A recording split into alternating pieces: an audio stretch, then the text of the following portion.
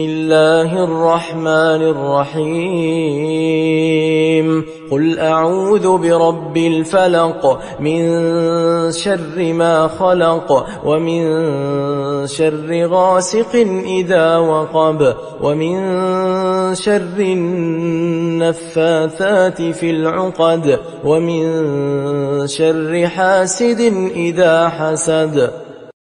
بسم الله الرحمن الرحيم قل أعوذ برب الناس ملك الناس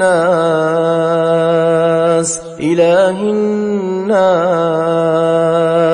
من شر الوسواس الخناس الذي يوسوس في صدور الناس من الجنة والناس.